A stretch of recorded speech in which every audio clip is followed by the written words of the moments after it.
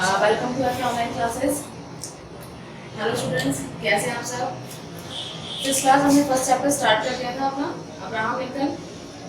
उसका थोड़ा बहुत पढ़ लिया हमने, उसके आगे का मैं आपको बता रही हूँ। ठीक है, मैंने नोट्स बना लिए हैं ताकि आपके लिए आसानी हो जाए, इतना बड़ा चैप्टर आपको जल्दी से एकदम फिनिश हो जाए। तो चाहे आप इसको लिख भी लीजिएगा अपने पास ताकि रिविजन में आपको प्रॉब्लम ना हो। ठीक है, first point is formal education lasted for 18 months. Abraham Lincoln के बारे में हमने ये देखा था कि वो एक लॉ कैडेट में उनकी बर्थ हुई थी, और वो उनके जो पापा थे वो फार्मर थे। वो बहुत ज़्यादा अमीर नहीं थे और उनका जो बचपन था वो लगभग ऐसे ही जंगलों में गुजरा। ठीक है, तो वो फॉर्मल एजुकेशन जो थी वो उनकी लगभग 18 महीने तक चली। यानी कि आप खुद सोच लीजिए कि वो सिर्फ 1.5 साल स्कूल गए हैं प्रॉपरली, जैसे स्कूल जाते हैं, उसके बाद वो स्कूल नहीं जा पाए। रीजन बहुत सारे रहे होंगे, तो उनमें से एक रीज़न ये भी है कि वो अफोर्ड नहीं कर सकते थे स्कूल जाना।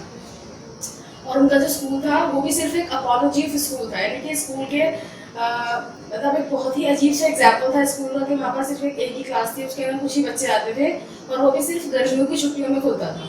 ठीक है, तो वहाँ पर ये जो जब जाते थे पढ़ने के लिए तो वो एक अच्छे स्टूडेंट थे अपने टीचर्स के, और कभी भी उनको डांट नहीं पड़ी उस चीज़ को लेकर के। साथ साथ वो एक वोरेशियस रीडर थे। वोरेशियस रीडर मतलब ये है कि उनको जो है पढ़ने का लालच था, वो ज़्यादा से ज़्यादा पढ़ना चाहते थे। ठीक है, बचपन से ही उन्होंने बाइबल वगैरह पढ़ी और कई सारे उसके वर्सेस यानी कि उसके अंदर जो बातें लिखी हैं वो उन्होंने याद कर रखी थी अपने लेवल पर ही, हालांकि किसी ने उनको कहा नहीं था।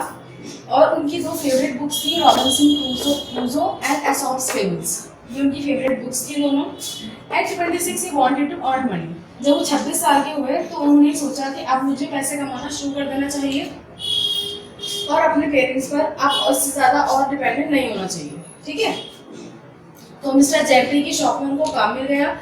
मिस्टर जेंट्री ने उन पर यकीन किया और उनको काम दे दिया। तो उनका क्या काम था, सेल और barter food stuff for cotton and sugar.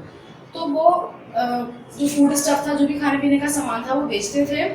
चाहे तो दुकान पर ही बेचते थे, नहीं तो वो उनको उसको लेकर के न्यू ऑर्लिन्स जाते थे और न्यू ऑर्लिन्स जाकर वो उसको बेच भी दिया करते थे या फिर बार्टर कर लिया करते थे। बार्टर क्या होता है, किसी सामान के बदले कोई सामान ले लेना। ठीक है, जैसे उन्होंने उनको कोई फूड स्टफ दिया, कोई खाने का सामान दिया, तो उसके बदले वो उनसे जिसने भी लिया है वो कॉटन देता था या फिर शुगर देता था। ठीक है, तो उसको हम बार्टर बोलते हैं।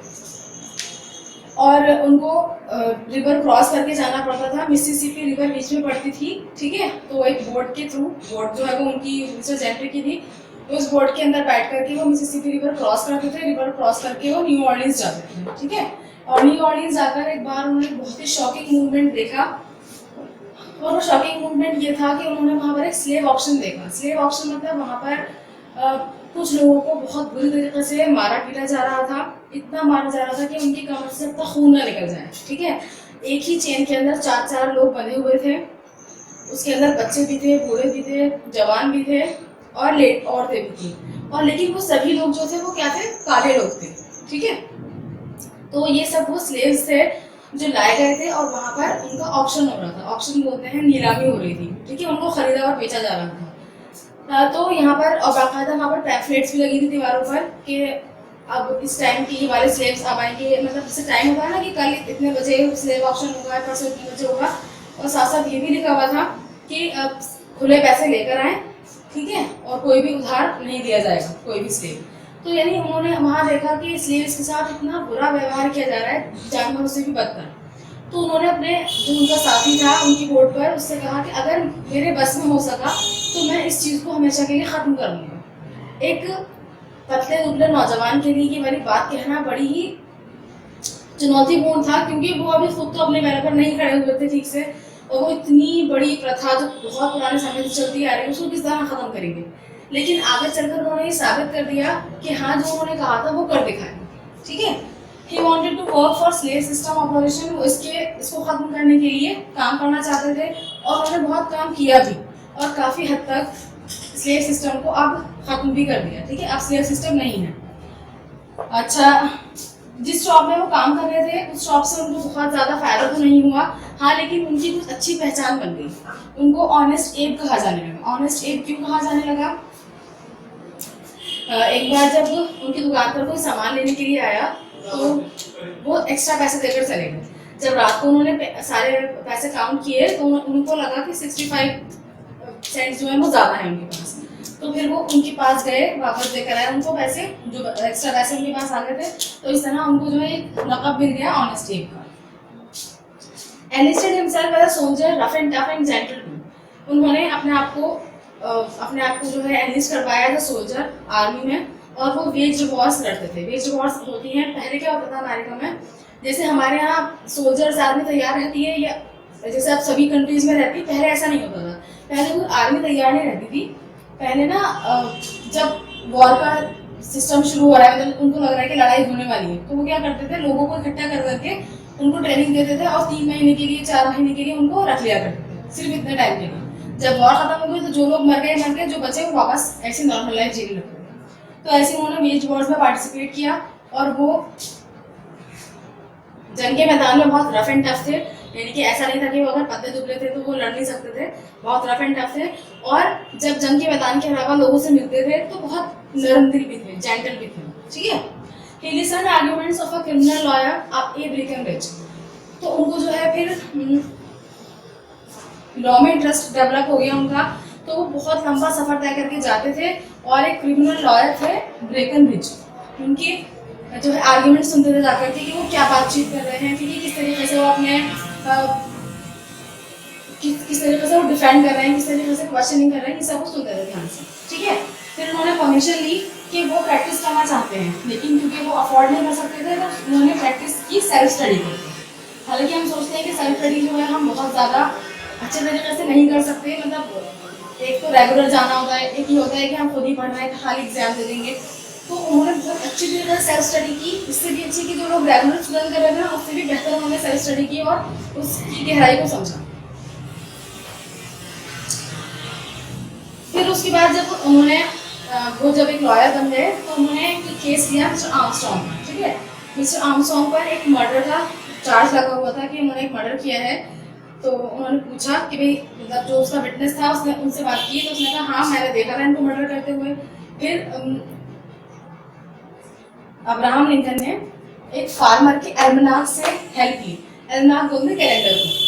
एक किसान के कैलेंडर से ये अंदाजा लगाया कि जिस दिन मर्डर हुआ था उस दिन जो चांद था वो पूरा नहीं था, मतलब चांद की रोशनी बहुत कम थी।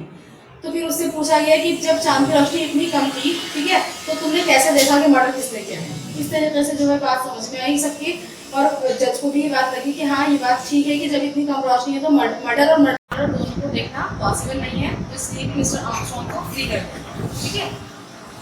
After many failures he became 16th president of America. बहुत सारे फेलियर्स के बाद, क्योंकि उन्होंने कई बार इलेक्शंस लड़े, वो कई बार हार भी गए, लेकिन उन्होंने हिम्मत नहीं हारी, ठीक है, और वो अमेरिका के 16th प्रेसिडेंट बने।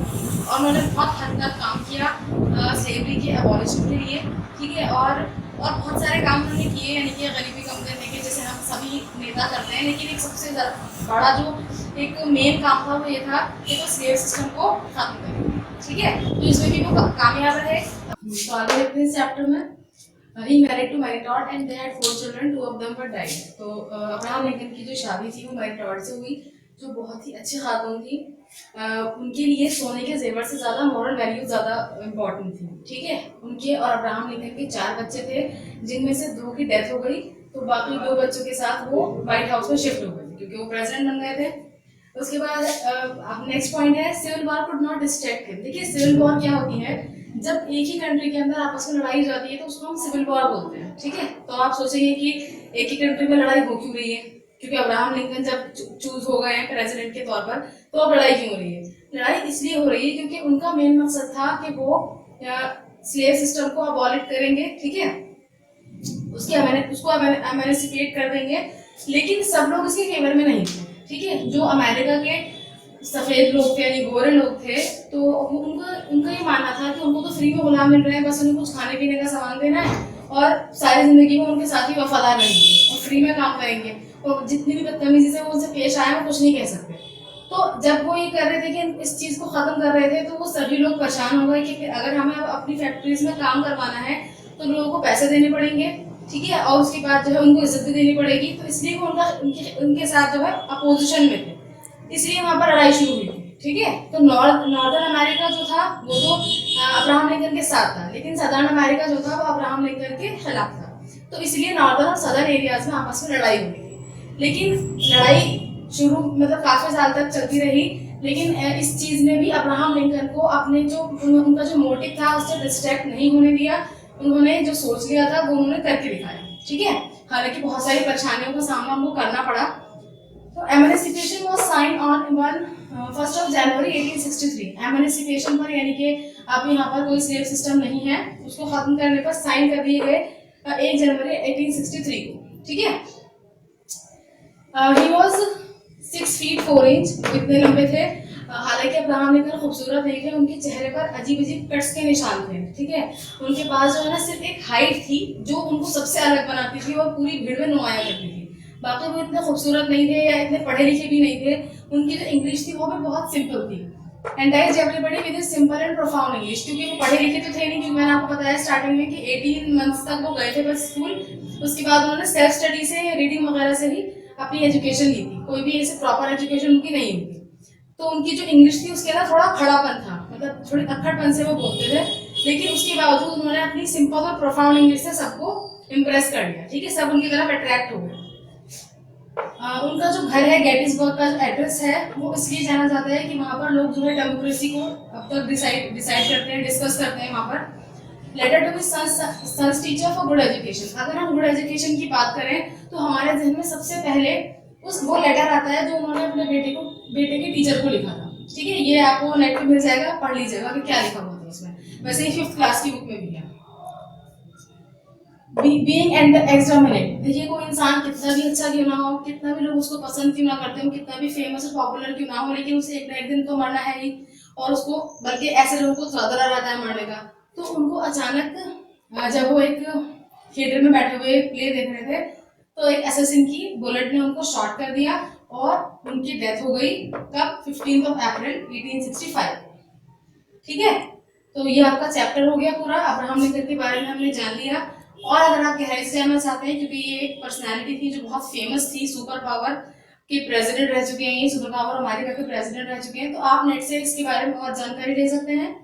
अब आपको क्या करना है, जो भी मैंने आपको पढ़ाया है ये आप बुक में ढूंढेंगे, यानी कि एक बार पूरा चैप्टर रीड आउट करिए बहुत ध्यान से, ठीक है।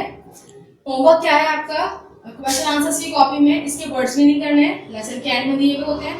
किस तरीके से करेंगे, इंग्लिश टू हिंदी, ठीक है। इंग्लिश और इंग्लिश तो दे रखी है, हिंदी आपको फाइंड आउट करके उसमें लिखनी है।